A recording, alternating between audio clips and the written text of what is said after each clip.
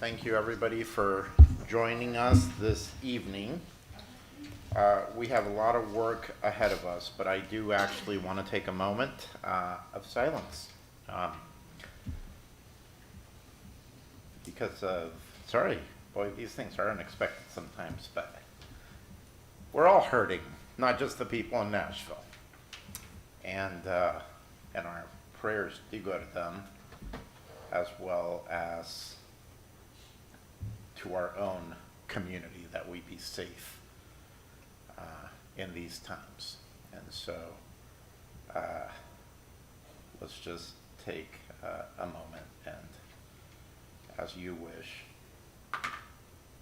think about those that are right now suffering because of this unexpected pain.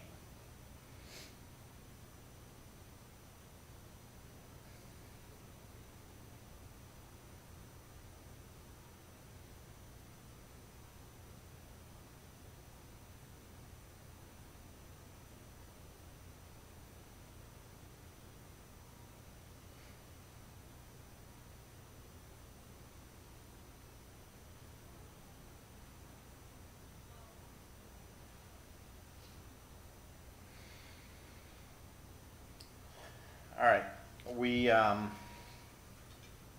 grateful to the team here as we continue this budget process.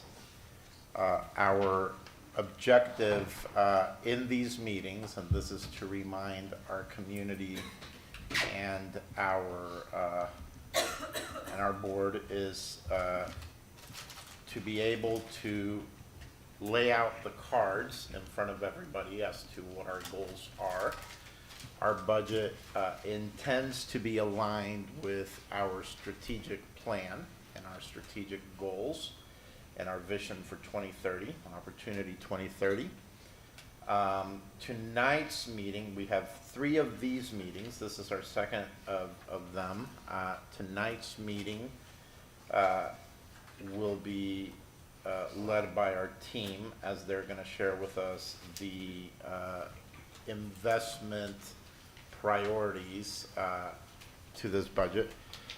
To those in the public, in front of us we have a couple documents from the team. First, just the presentation that the team has created, but we already have from them a proposed budget, and I'm sure that's going to be made available as people will look through it. Specifically, I mentioned in the last meeting, in even a few years back when I was running, there's a lot of talk often about how the budget works, how things aren't open. Our goal is absolutely the opposite. It is to be completely transparent. It is to have the community give us feedback and input.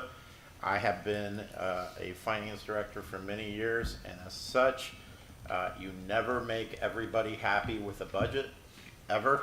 You try your best to accommodate a budget in order to meet the goals and the objectives of our community. And so that is what we're doing, but we wish we had so much more to do so much more. We understand that people have different priorities and different goals, and we try to really say what helps us move this vision forward for the sake of our students and the sake of our community. So thank you, Dr. Robertson. I'm going to hand it to you, and then you guide us through this. If you want to share or speak, I ask the board that you request to speak. I'm going to keep an eye on the little device here that tells us. And then, and again, and this is number 2 of 3 of these meetings. So let's, remember that this is about budgets and not about many other things, though I will always allow the board to share their mind as I chair this committee. But let's try to stick to that so that we can continue the process and be ready to vote for a budget in April. So thank you very much. Thank you, Mr. Perez. Appreciate acknowledgement of Nashville and everything that they're going through, and our hearts obviously go out to them. I want to bring your attention to the 2 documents that you mentioned. So the presentation, this is really to help people that are watching follow along with us, also to give you some highlights and differentiate what's kind of new investment compared to previous investments. So obviously, everything's going to be aligned to Opportunity 2030, and we keep pressing here is that we are committed to creating opportunity by design for kids in Hamilton County, and want to make sure that our budget reflects that. So previous meetings, you'll see on the left-hand side, this is kind of where we've been. We've been through the executive summary, gone through Opportunity 2030, talked about funding sources, proposed highlights of the budget. And I want to ask you in your booklet, and I'm sure some of you that have done this before, or even new ones, were expecting something bigger. It will get bigger, and this is a first draft. I'll just point out at the very beginning, this says version 1 and has today's date on it, because this is not a set budget, it's a proposed budget and one that we're getting your input on. I'll ask you in your budget booklet to turn to page 12. That's where we're going to start today in this presentation, really looking at the big bucket pieces and showing how they're aligned to our commitments. What I want to point out on page 12 is that there are, the revenue sources that we're expecting. And then I'll ask you to look at the second chart that says cost of major initiatives. This is what we're focusing on today. And I want to point out there obviously is a big difference between those two numbers. There are some things that we have to do. We have to turn the lights on. We're already committed to a bus contract. We're already committed to paying fees to charter schools, right? And so really what we're talking about in terms of operating are the major costs of those initiatives. Ask you if you want to follow along to detail to flip over to page 16. This is where we're going to get started with Every Student Learns. And you're going to see this as, out of that operating budget, the single largest investment. This is because this is where our faculty and staff salaries go. You'll see that it's almost $266 million investment. So some highlights in Every Student Learns that we want to point out. We have a $3 million increase in our investment in career and technical education. This is a little bit of us playing the new TISA game. Right now, we expect the more students that we get into career and technical education, that FY25 will receive more funds for career and technical education. So this is kind of front-end loading an investment in career and technical education so that we can invest more in FY25. You'll also see an increase of almost $5 million in exceptional ed and E&L supports. And then finally, a $3.1 million investment for our RTI. What I'll say is this is the first investment in RTI teachers at elementary. We've been doing it where people are basically slip covering seats, but we are explicitly funding a response to intervention. Response to intervention is a mandate that we have to do. It kind of aligns also with the third grade retention, that we want to push those supports down to kindergarten, first, second grade, so that we can get students on track for third grade. So again, Every Student Learns is going to be the largest investment. And again, these that are on the slideshow, those are the new investments. You can look on page 16 and see the totals, where CT is now an investment of over 11. And what we're trying to portray through the slideshow is that of that 11, there's a $3 million new investment into CTE. Does that flow make sense? Because that's how we're going to kind of go through each commitment and then take some questions if you have them. Everybody following? A couple thumbs up. Good. So we'll move to Every Student Belongs. And Every Student Belongs, you see that it's almost a $69 million investment. It's about 13% of that operating budget. This is really where we're pushing in the personalization supports and that piece of the staffing model. You'll notice that in what we're tentatively calling student support coaches now, it's about a $5.6 million new investment. You'll see an increase in social, we're putting this into one new investment, social workers, regular counselors, and then college and career advisors. It's almost a $5 million new investment. And then the biggest piece of this is the supplemental portion of the new staffing model. Remember the hybrid model where we've got the base and then we've got the supplemental that allows schools to make some individual decisions. Guided autonomy is what we're calling it, to really support kids in the way that they see fit. And that's a $29 million new investment. The last new investment actually comes from our conversation at the last meeting. You guys had a lot of conversations about supporting extracurriculars, whether that is band programs. Battle Academy just this past weekend put on a pretty fine performance of a play that we could support kids in those options now. And this 356 is actually $356,000 an increase in the school allocation funds that would allow schools to make decisions around how to support those extracurricular activities. That comes from our conversation the last meeting. I'll just remind for the public that several of you made comments about the need to support extracurricular activities, which obviously fits really well with Every Student Belongs. Moving right along to Every School Equipped, and just a reminder of Every School Equipped is really talking about the operations side, the facilities, the technology that goes into our school. So you'll see new investments there is a $4 million increase in capital maintenance. So our capital maintenance budget would adjust from $3 million to $6 million. And we'll also take out and taking the capital maintenance crew that was originally funded and in the past has been funded out of that $3 million. We're pulling that crew out, which is just at $900,000, and putting them in GP. So it's a true $6 million investment into capital maintenance. We have a fire crew that's about $300,000. We've had multiple conversations with you about our issues with fire marshal, and what we found out over the past 3 months to what's been working is to have a crew that is dedicated to addressing fire code issues.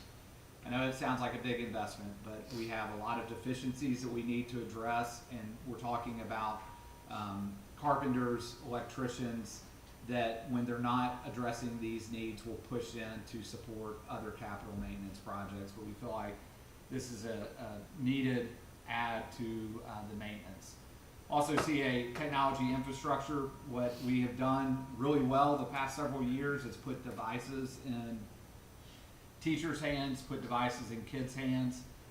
It's not as shiny, but what you've got to do is back up those devices. So things like routers, switches, and wiring, if we don't keep up with that infrastructure, the devices that we're putting out and the technology won't support it. And then you see a increase in the textbooks and materials of $3 million increase. A lot of that is anticipating the math textbook adoption that we spoke about at our last regular board meeting. All right, and then moving on to Every Employee Valued. So in Every Employee Valued, you see just over a $31 million investment. The things that we want to highlight here and the increases are about a $15 million increase in salaries. What this is proposing is a 5% pay increase for all employees across the board that's certified and classified.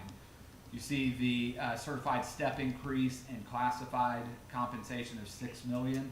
This is specifically addressing some issues that we've discussed previously. It hasn't come up in the last 2 budget sessions, but it came up in previous board sessions with classified compensation. When we did the adjustments last year, it created some compression issues. So if you remember, we had a couple of people that came and spoke to the board that have been with us 20 years and didn't see as big of an increase. So this line is addressing that compression. So not only giving a 5% increase, but then allotting money to go ahead and fix that compression just on the classified scale. differentiated compensation, a $7.2 million investment, and this is really taking money out of ESSER. We've been really funding all of diff comp out of ESSER, and when we say differentiated compensation, this is for hard to staff positions. So for example, math positions across the board, science positions across the board, and then recognizing that we've got some hard to staff schools that we need to support as well. And then finally, employee stipends and professional development. The employee stipends, for attending professional development for some leadership positions and other options that we want to provide opportunity for growth for all of our employees. And then finally, every community served. So in every community served, you see about a $7 million investment in every community served. There are several big bucket items here. We've talked pretty extensively about the need for more alternative education program seats, and this comes up quite a bit when we're talking about behavior in the classroom. We said how we need more options than just the regular setting or going straight to Washington alternative, and so there's an increase in providing those alternative seats of $1.5 million. Family and community engagement, that's not necessarily a new investment, but it's a new investment, as is student success planning, in that we're putting it into GP. So it's coming out of ESSER and into the general purpose budget. So I'm going to go back to every student learns. I wanted to really run through that really quickly and give you a chance to kind of process some of the big bucket items, knowing that we can go back and have some discussion about the budget details. And again, I'll point out that the pages in your book show the total investments, not just the new investments that are shown on the presentation. So, Mr. Perez, I turn it over to the board for discussion or questions. So we'll do this one by one. So we'll start with every student learns. If any board member has any questions about some of those items or questions around some of that funding in general, please feel free to click on your little device. And I do not have Because I have this. What do you not have? Oh, you have that. but it's okay. Let's just keep her. No, I'm kidding. Do you have a question, Tiffany? Go for it. Sorry, Ms. Robinson. Well, I guess just only on the, because we're only talking about this page right now. I was just curious, like, can you tell me briefly or quickly, like, where to find the total that we're spending on career and technical education staff in the booklet? On page 16, Okay. if you look on the chart at the bottom, it's the second line. It's $11.1 million, and again, that's an investment in the staffing for career and technical education. Okay. So I think a few weeks ago you mentioned to me a middle school opportunity with CTE. Is that included in this too? Yes, ma'am. Cool. That's awesome. So pushing and again, it's playing a little bit of the long game because the funding will come retroactively. So we'll get funded for FY25 based on how many kids that we have in career and technical seats next year. And I was going to mention one thing, that does not, this is so the traditional schools, so the Harrison Bay Future Ready is in the alternative programs. So this is just the schools that are done through the staffing model. Okay. So there's actually more in CTE. When you look, I just want to let you know Okay. the way we So bucket we that. should think about how we're spending CTE dollars between this line item and also Future Ready Institute. Is that right? So Future Ready does not fall into CTE. Go for it. Explain further. It's the workforce development component, Harrison Bay, Sequoia, the career construction academy. That's what we're calling CTE in this. No, Alternative that's what we're programs. alternative It's programs. that. Okay.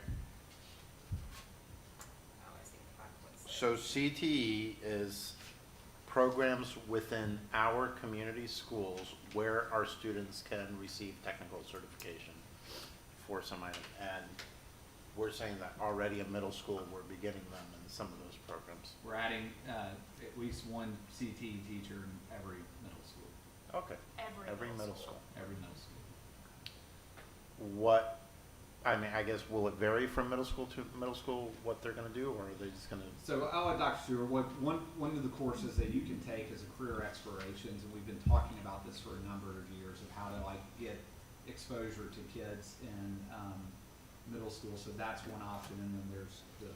Yeah, so the career connections or the career exploration course, they've actually given high school credit for that, and there's actually 3 that you can use in middle school. We don't expect they'll take 3 years of it, but they will use it in their rotations.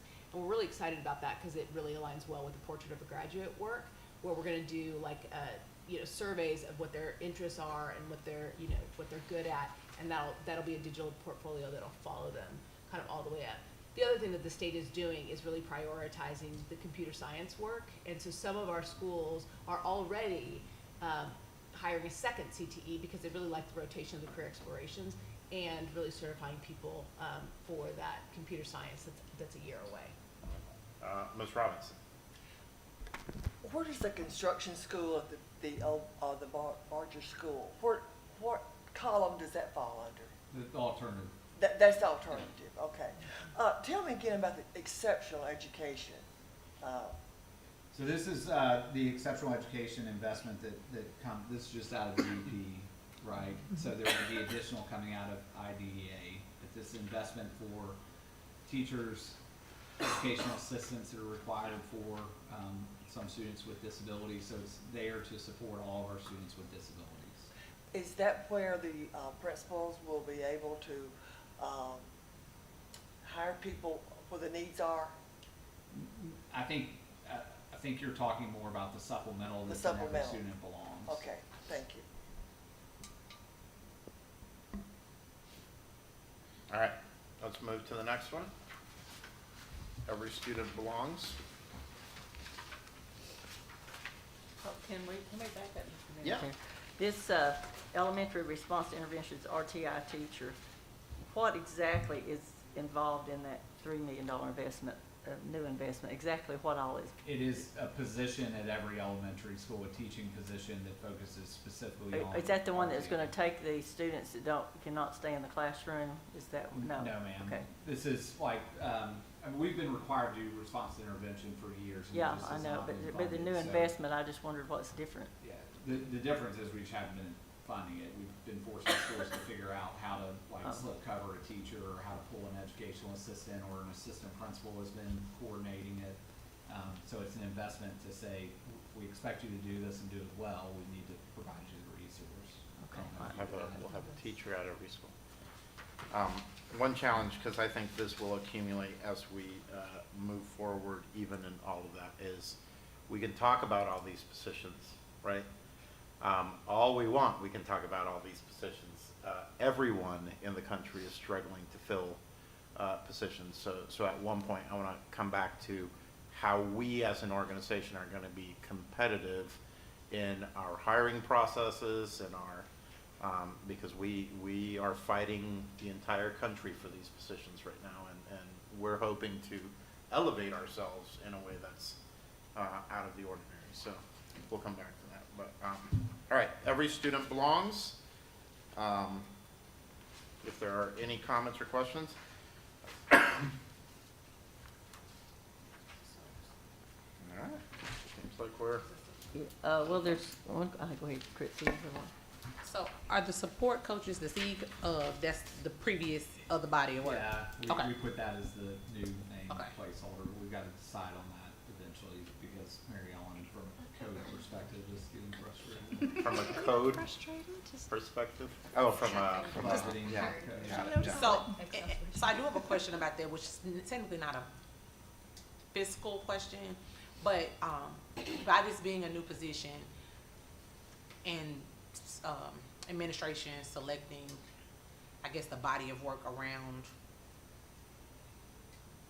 this position, is that gonna be like reevaluated on it, like after this first year, in case it's not effective? Because I've heard, just being very transparent, heard that some people are, just placing teachers there because they don't wanna lose teachers. And so I just wanna, based on what I've heard it to be, I don't want that to be the case. Yeah, 100%.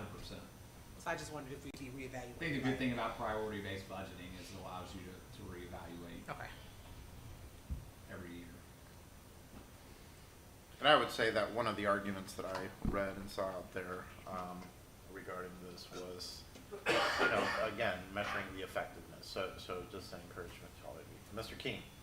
Yeah, so the category supplemental staffing model dollars, just, I mean, that's the biggest category. Tell me what that includes. So that's the portion of the staffing model that is going to schools for them to make Take their decisions teachers. about their school. And so remember, it's based on following similar to TISA. So there's a allocation for every student. There's a supplemental allocation for economically disadvantaged, Right. student with disability, all the way down. So it is bodies, not, I mean, it's, It isn't necessarily bodies. It could be that the school invest in stipends for teachers to do tutoring after Oh, school. okay. It could be, Where's that? it could be a body, but it could be anything that is student facing and supporting. okay, all right. Ms. Thurman. Yeah, I see, so there's 10.5 million additional dollars taking the seed coaches, new social workers, counselors, college and career advisors and all that. Now, I know that last year I thought we put counselors in each school. Did we do that? I think we had counselors already in every school. And we already had college and career advisors in every high school, I think. We already had all that. Well, where's the almost $5 million increase? What is that for? So you're looking at moving counselors down to 1 to 350 students. You know, industry standard would be 1 to 250, so we're still not where we need to be, but it is increasing that to get the ratio to 1 to 350. We're putting social workers, one at every school that's over 400 kids and a half of one at every school that's under 400. College and career advisor, one of the things that we're seeing, and we're hearing this from industry and with things like Build Within coming in for the pre-apprenticeships, is there's a little bit of a different skill set in thinking about like college and college going, and then workforce development and how we support kids on the career and technical side. And so we feel like that investment is needed, of not just having one, you know, at a high school that's got 1,000 kids, that we need more support there to help them apply for colleges, but also think about like, how do I get into a pre-apprenticeship that leads to a job? Okay, well, I see, of course, you know how my feelings about the seed coaches, but, well, I don't know if everyone got the email. I guess they did. I don't know sometimes who gets the email, if it's just me or it's the whole board. Some people were concerned that instead of band coaches and some choral leaders, they're taking on a seed coach, like I say, getting rid of a position for the students. Are we seeing some of that going on? Not to my knowledge. I know that there was specifically at Barger Academy early on, we had this floating around that their theater arts and dance programs were being cut, and that's not the case. They are in their supplemental dollars. So I think there's been some confusion that we're trying to work through, of people thinking that supplemental is maybe ESSER dollars, or that it's a grant that's going to go away. They're all on GP, right? And so I don't know if maybe some confusion is coming from there or not, but I'm aware of that specific confusion at Barger. Okay, well, I just want to be sure that that's certainly not happening. So we're putting an additional $10.5 million into all of this student support. I certainly hope we see a difference. I'm kind of with Caritza. I want to know how we're going to measure this, and I don't want it to be one of those programs that everything that we question says, well, it takes 5 years to see a difference. Well, we don't have 5 years to see a difference. So I'm hoping that we'll be able to see a difference within a year if we're going to make this kind of investment. Mr. Groh? Well, Gary asked part of my question. So the seed coaches are listed under student support coaches, right? That's Yes, the sir. seed coaches. Yes, sir. Okay. And as TISA dollars are following students, you could actually have a situation where a school with a smaller population could get more money than another school that's got 100 or 200 more students. So that's a In the possibility. supplemental, Yeah, yeah. Yeah. So when we're looking at these large schools, so say Signal Mountain or East Hamilton. So considering the number, or Howard, considering the number of students, are we going to have, is the district going to put an extra social worker in, or is that up to each individual principal? No, so the social workers are in the base, and it's, again, 0.5 for schools under 400 and 1 for every school over 400. Now, in the supplemental, a school could decide that maybe, say, Signal Mountain with 1,300 kids, one social worker isn't enough, they're gonna invest in the second one. Yeah, but that's up to the individual principal? Yes, sir. Okay. Okey dokey. Ms. Robinson? How many schools prior to the seed coaches have counselors and social workers? All of them. All All of of them, them do. all of them have. It's I just guess that my it's- question is, why do we need more? They have access to a social worker. Every school has a measure of FTE social work coming to them. That might be 1 day a week, it might be 2, but they're all getting some exposure to social workers. This is a lot more support. Obviously, over 5 million more. Okay, I'm like the rest of them. I hope we see measure in a year and we can evaluate going forward. Okay, thank you. Mr. Groen, yours is on. I don't know if you have another comment. Yes, I have a second question if everybody else is. So Jill? I was just going to say, to give you an idea, I know that we have 27 social workers countywide for 76 schools right now. This is making sure that there's either a full-time social worker or a half-time social worker in every single school. That's a marked increase in access to social workers for students. May I follow up on that? Will they have a different role than a regular social worker as far as treating the kids' concerns or issues? I think what it does is what we have now is you have counselors that are doing social worker duties, and you've got assistant principals that are doing counselor duties or social work. Social workers are trained professionals, and they need to do social work duties, and counselors need to do counselor duties, and APs need to do it. So it's really putting the bodies in place that can do all the pieces of work that our kids are requiring now. The whole. Well, I think a lot of people are really concerned about the type of one-on-one, maybe overreach in the questions and the treatment of the children. But I'm all for if they see an improvement. I'm concerned about the constant encroachment in schools.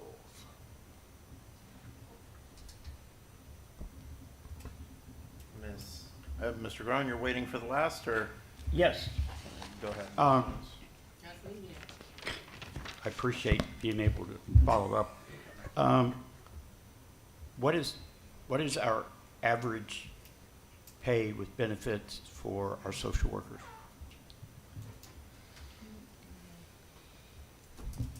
I can get you that, I just need to pull up the right document. You want- Give us 2 seconds. Yeah, no, hey, used to have to count inventory by hand. We have So- lots of spreadsheets. Yeah, some of us in this room actually bought, a nickel candy bars and 8-ounce Coke bottles. I do remember when you get gas for 87 cents. So. I remember you did. No, I used to fill up, we got 5 gallons for $1. There you go. It, You guys find? that's with benefits, it's 77,593. 77.5. Yeah, that's with benefits, all Now, health is and- that, is that all of the benefits or just salary? Okay, That's all benefits. so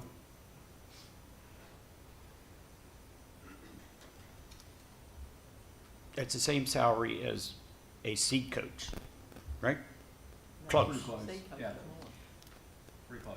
And this is average, so again, sometimes it's years of experience, and there's it's looking at the average of all. Seed coach is gonna be up around 100.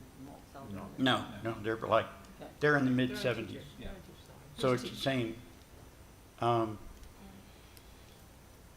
It's like when we change words in our policy, you know, to be up with whatever the current fad is. And I don't understand why we're just not hiring another social worker. But really are, but they don't have to be licensed social workers to be a seed coach. Is that correct? That's correct. They're different duties, so I mean. Well, I understand. Yeah. But I would think a social worker, I would think that if you're going to be a seed coach, what you're going to be doing is interacting with counselors and social workers, and I would think it would be a requirement that you have to be a social worker to be a seed coach. You're doing social, emotional, academic development. Why aren't we making it a requirement for seed coaches? Yeah, I mean, I don't necessarily disagree with that point. What I would point to is that they are different bodies of work. I agree that a social worker would be more than qualified to do the student support position. The reality is, to Mr. Perez's point, is if we wanted to hire 150 social workers right now, we would not be able to hire 150 social workers. Well, here is what I don't want to see, Dr. Robbins. I don't want to see this as another administrative position 100%. for people who are failed principals or failed teachers. To me, that would, no, I can't support this if that's the way it's going to be. I can support this if we do everything we can, and whoever we hire in that position is going to have to do some development training and social work. 100%. That should be a requirement. It is. And the school district might need to pay for that. We will. Because, again, I mentioned it at our last budget meeting, or the last meeting we had. A lot of this, we're talking about, cognitive development theory. And Mrs. Black could speak to that. It requires certain training. Would you agree, Mrs. Black? And we're not requiring seed coaches to know how to do that, but we're expecting them to do it and coordinate with social workers that are trained to do it. Yeah. I think that your last point is really well said. Coordinate with social workers, right? That if a piece of that is needed, they coordinate with the social worker to get it. But again, I think that we were pretty clear in the original job descriptions of student support coaches, and that they're making connections with kids, right? And again, Joe Smith's not here to defend himself, but Joe Smith said in our last meeting, he would have made a really fine seed coach, and the last thing I'll point out is, in terms of hiring, these are school-based positions, so our principals will be in charge of hiring the best person for their school. I understand. It's not me, it's not anyone sitting here at this table, so the idea that it turns into I think you said a failed administrator's position, that's not our intent, and I don't think any principal would have that intent either. Well, Dr. Stewart, Dr. Robinson, if we're going to start seeing significant improvements in our discipline and in our academics, it all starts from you two. And it all flows from you. And when you have said many times that you can hold me accountable, I'm going to be here for the next 3.5 years or more. You got a little bit longer than I do. Yeah. As soon as your daughter graduates? I do want us to move on. Okay, if I'm sorry. possible. Yeah. I'm sorry, Mr. President, I have more people. I apologize. have more people. So, Ms. Jones, please. Yes, sir. So to speak to Faye about the addition to social workers. So when I started on the board way back in 2014, We were nowhere near what we have today. And I was a really big advocate of increasing the social worker roles in the schools, because you had schools like 5 and 6 schools sharing a social worker. And just based on my experience as now an 18-year veteran in the field of social work as a licensed master social worker, Larry, that was not good enough. And I often think that's probably how we got here. It's just being very transparent. That's probably part of how we got to where we are today with our kids in community, in the school. But nevertheless, I will say that we're still not where we need to be. According to the BEP, we've never been where the BEP thought we should be, and they weren't funding us. So I do want to share that, because even with the formula, we weren't getting the amount of money we needed. So we always were trying to, from our own dollars, support as best we could. And even now, with the amount that we have now, I know in the Midtown Learning Community, we still have 3 schools sharing a social worker. And even in some of our other more rural areas, you have schools like that are sharing truancy and sharing social workers. And it's just, once again, I say this all the time, when you look at urban social work and rural social work, they mimic each other. And so there's just not enough. We do need more individuals in those buildings to do that. I do think there is a difference between the role of a social worker and Larry, based on what I went to school 6 years for, 2 degrees later. I would not be the equivalent to a seed coach or student support coach. I would not be the equivalent. I could do the job, but it's not the same. And you can't train a general person on the job training to be a social worker. The state would not recognize that. Why? So it's 2 different things. Aside from that, having worked in multiple places in the city of Chattanooga and Hamilton County with my license and my master's, I wouldn't come work for Hamilton County Schools for $77,000, including my benefits. I don't care how much I love kids. I wouldn't do that, because I have a kid in my own household to maintain. And so I do think when we do find individuals that will come for that, they clearly, I promise you, Jill can tell you this and any other peers, they clearly want to be here. Because they would not. Most people with a master's level education, even a BSW, because you have to go pay for this license, they're not gonna come. LBSW is not gonna come for this. So they truly gotta love and have a passion for what they're gonna do to come into this. I think there is some concern when you talk about, I had some concern about when you talked about the qualifications for SEED. So it does require you to have some type of background. I know that because I've had several staff members in District 5 to be very bothered by the fact that they've been doing this type of work, but they don't have the education, so they can't do the job. So once again, when you think about preparation and qualification to do the job, I think that Dr. Robertson and Zach and Dr. Stewart, they did put those parameters in there to try to make sure, for the sake of the community, I guess in popular or unpopular opinion, that they were meeting whatever specifications people thought they had. I would tell you that we have staff in Hamilton County Schools that would beg to differ with what we've asked of that SEED position. Which, if you think about that, Joe Smith has done amazing things, but he wouldn't qualify.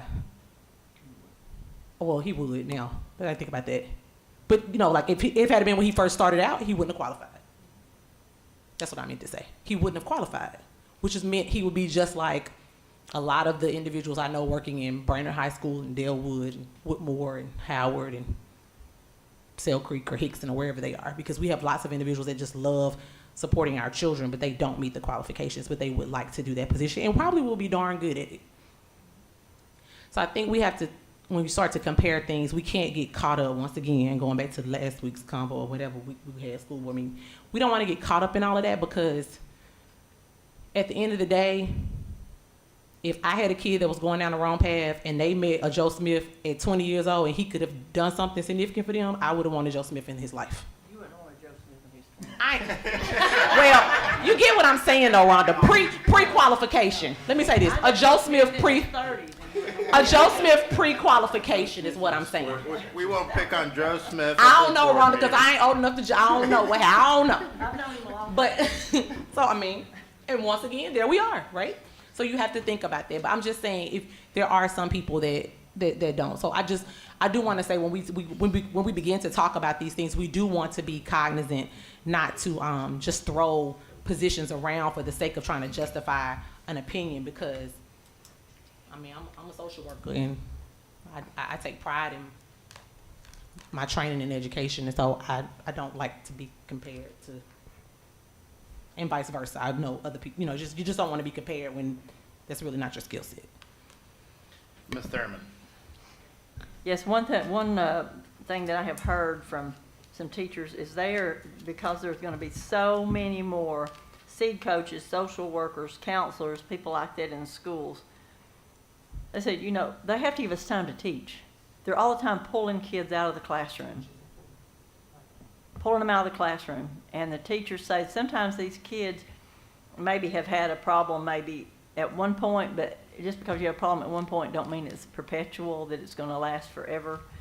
And they say they're afraid that they will continue to pull more and more kids out of the classroom to justify their jobs, because some of these smaller schools that maybe don't have a lot of problems, what are those people going to be doing all day? And so that too can be a problem. And the teachers say because it's so disruptive and so many of those kids miss so much classroom time. So I think that's something maybe that's getting missed in all that. We are in the education business. All of this other stuff's important, but our main charge is to educate these students. And if we're continually pulling them out of the class all the time for their social, emotional needs, and some of them maybe just have a few down days and we think they're depressed for life, that's just not the case. And like I say, not every kid in Hamilton County has social, emotional needs. So I just think that's something we need to consider as well. You get all of these people in the classroom, and I'd much rather see more academic people in the classroom, but nobody ever asks me. So this just seems to be where all of the, like I say, the trendy, this is where everybody's looking now to get more and more help. This seems to be the thing to do this day and time. But like I say, we just need to think about how much time we're taking kids out of their class. Ms. Robinson? Okay, I see rational and emotional in this situation. I see facilities, teachers, and over 45,000 students. And I see principal, vice principal, counselors, social workers, bus drivers, essential workers. If the children who are have emotional problems, does a teacher recognize it, or how many go to the teacher and say, I'm really having a tough time, or would they go to this group over here? I'd like to know the existing. Yeah, I think you're going to see different scenarios, right? I mean, really nothing to base this on except for my experience. My experience is kids go to the adult that they trust, right? And for some, that's the band teacher. For some, that's the social worker, seed coach, a principal, an SRO. And so kids are going to go to the person they trust. And again, what we're trying to do, and we've heard from teachers, is right now in a lot of schools, kindergarten or first grade teachers are going to feel solely responsible for the 18 kids in their classroom, even though when those kids may have very different needs. And so we're trying to put supports in place so that we are supporting teachers and really changing the environments within our schools. But who decides when that child should see a social worker? Yeah, I mean, I think that's a combination of aspects, and of course there are guidelines, and parents should be involved. And again, want to make it clear that some of these interactions, like seed coaches, aren't necessarily pulling every kid. A seed coach could have 5 kids. They just need to make sure they go fist bump before school starts. Right? So I'm going to request of the board this, because we are getting into action of how this is gonna work out. This is a budget. If you have an issue on budget, I would invite you to discuss budget about this, discuss activity around it, please, all day with the team and the staff and your concerns, or at a board meeting, but I would ask that for the work session of budget, we stick to budgetary questions, please. And I respect everybody's opinion and voice in this, but we do want to look at the budget and move forward. We still have 3 other items regarding budget that I would like for us to discuss. I've got a couple people with statements or questions. I don't know if that's still open. You have a question? Going forth, can you all provide the job description for the school social worker, the counselor, the support coach, and truancy officer, so that the board is able to see the variance in the roles, We actually have a case crosswalk. management, yeah, a crosswalk. Yeah, we have a crosswalk of duties instead of job descriptions. We'll get you that. I think something that might be helpful, that I think is, we all understand, is a child is homeless, right? They've lost their home. The person in the building who's gonna help them find some stable housing is the social worker. The person who is going to respond to the kid because they didn't sleep last night and they, acted out in the classroom is the seed coach. It's very different. The seed coach isn't gonna go find a house. The seed coach knows that the child isn't sleeping at night, and that's contributing to how they're doing in school, and so they're gonna give them some strategies to reset. When you're really tired, maybe you could stand in the back of the room. Do you need, they're gonna give them strategies for that challenging time, but the social worker is gonna try to connect the family to the resources that can solve that need. So it's very, very different, even though it's, the root of that concern is still homelessness. So they need a house, and they need to be able to live in the world when they're tired and hungry, right? And so how do we help them do that? I'd like to return the board to the topic of budget, but Ms. Thurman, are you still? Oh, Okay.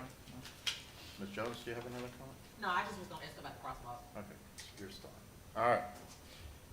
Every school equipped. Well, I actually had one comment on budget, and so school allocation funds, I appreciate very much your increase of $356,000 for extracurricular. That equals within 79 schools, $4,500 per school, divided by, let's say, we use the number of Signal Mountain, 1,300 students, that's less than $40 per student.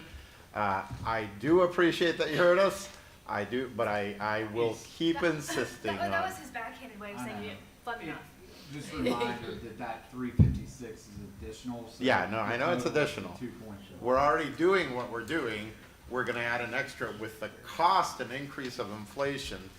We're gonna give each student an average of about $40 or less, if I do the math again, to be able to participate in the opportunities that extracurricular brings.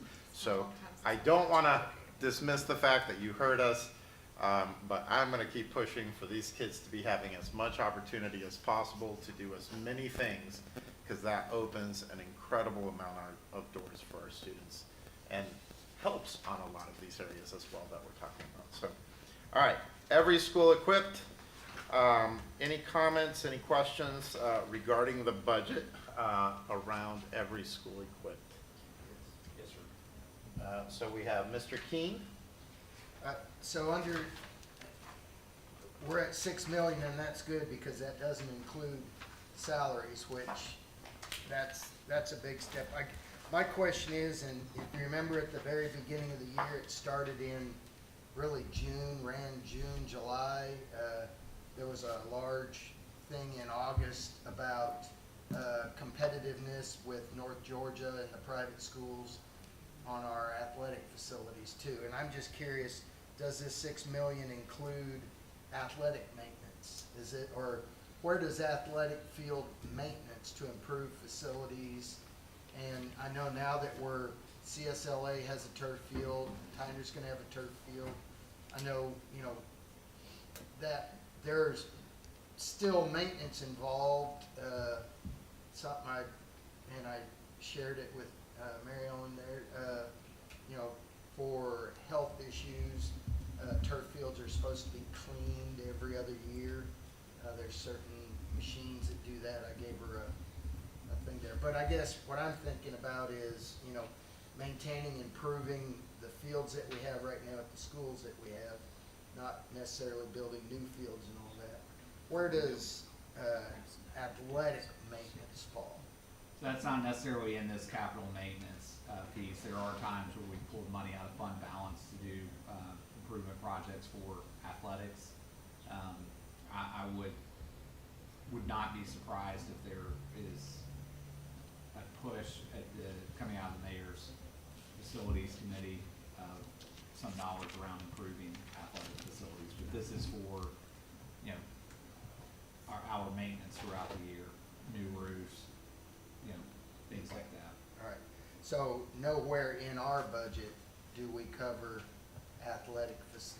School allocation funds, we're working on, you know, that we just talked about. You know, we're working on how that could be used towards things like that, but it's not us directing money. It would be the school directing that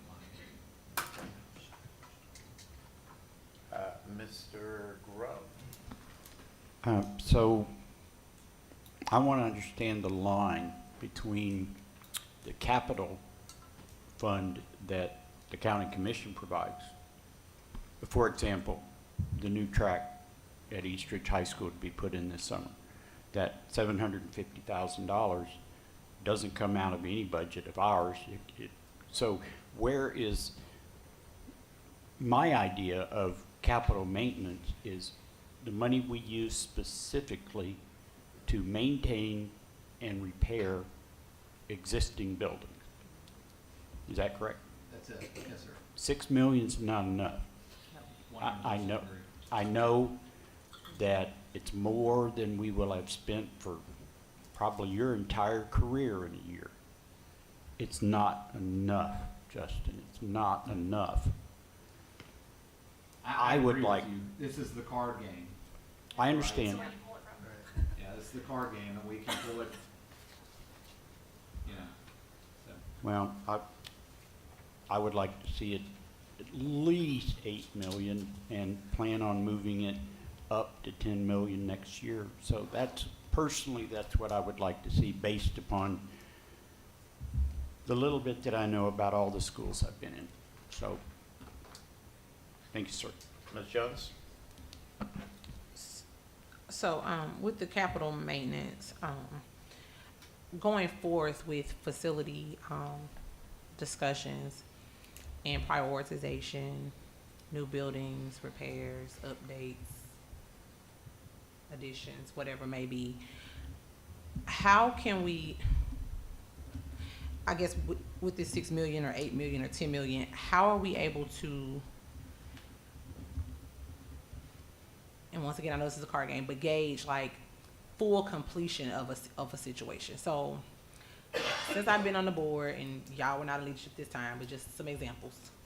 We had, Sale Creek didn't have a football field, but it had a school. Then you had East Hamilton, who got a new football field. Then they didn't have bathrooms. Then, just couldn't understand. Then you had, Something happened at Howard, the new. Something was at Like Howard. no lights or something. I don't know. Central, new track, no lights. Brainerd got, and I know we were piecemealing, but I'm just giving these examples so we don't keep doing this.